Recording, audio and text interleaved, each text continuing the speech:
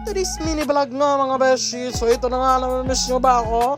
Siyempre kayo din, namimiss ko. Dahil minsan nga lang tayo mag-upload ng mga video. Dahil hindi ko nga alam kung vlogger ba talaga ako o misis lang na tambay sa bahay o bahala na kayo mag-isip. Basta ako'y tinatamad mag-upload nga mga beshi. Pero dahil nga mga beshi, gusto din natin na magbawas ng mga video dito sa phone. Kailangan natin mag-upload. Yun din bang ginagawa nyo mga beshi, no? Para kunwari lang may word of ano na tayo, no? Ang ganda ng mga building dito sa BGC, no? Ngayon mga beshi ay gagawin namin ay ihatid ko ang aking asawa papunta doon sa building ng kanyang susukatan.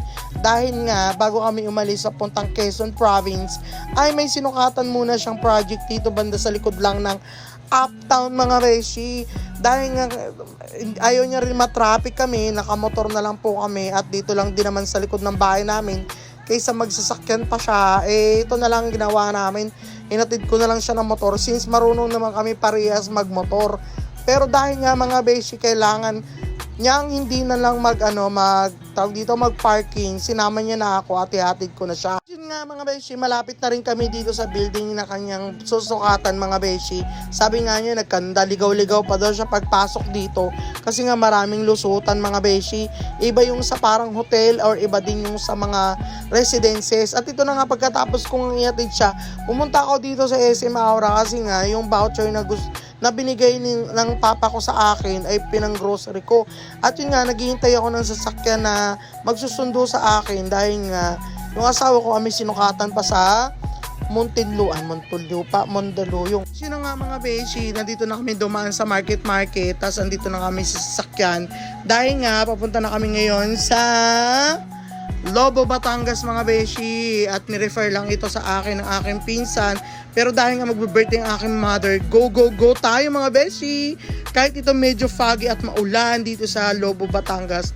Nandito na kami sa Lobo mga beshi at kumain muna kami ng lomi. Dahil nga nakikrave ang father ko ng lomi. At dumating na nga kami dito sa resort mga beshi. Tinan nyo, ginabi na kami dahil nga gawa ng medyo na late na kami umalis ng bahay. 3 oras pala ang biyahe dyan mga beshi at medyo hindi pa namin kabisado yung lugar. Halos 3 oras din kami nagbiyahe mga beshi. At ito na nga, sobrang ganda ng buwan mga beshi. Kaya nga gumising kami na maaga para makita naman namin ang ganda ng lugar ng Lobo, Batangas. Malinaw ang dagat dyan mga beshi. Akala mo lang malabo. Pero sobrang nice at maayos ang kapaligiran mga beshi. At hindi pa ganun ka-crowded. Sobra. Kaya ito na nga ang aking mother na nagbe-birthday mga beshi. Na siya ng buhangin sa kanyang mga paa. Ganyan talagang ginagawa nila. Tapos ito nga, anong tanghali, ako ay nagluto ng sitaw na may adobo. Adobong sitaw na may manok mga beshi. Ito yung aming tanghalian.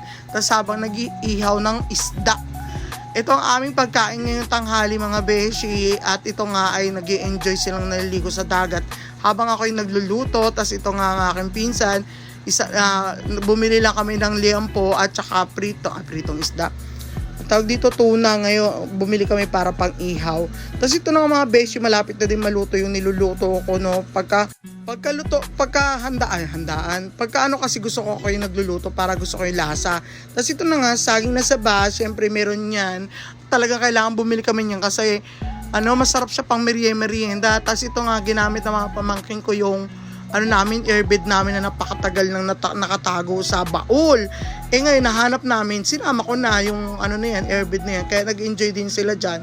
Tapos nung tanghali kumain na kami ng inihaw na isda, tapos may fried rice, tapos nagluto din ako ng pansit nung kinahaponan. Siyempre merienda, masarap kaya kumain pagka bagong ligo ka. Alam mo yung pakiramdam ng gano'n, nagugutom ka talaga pagka naliligo ka sa dagat.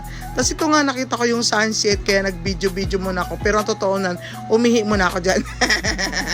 Yun naman talagang ginagawa pagka maliligo, gusto na kaagad kasi iniihi na.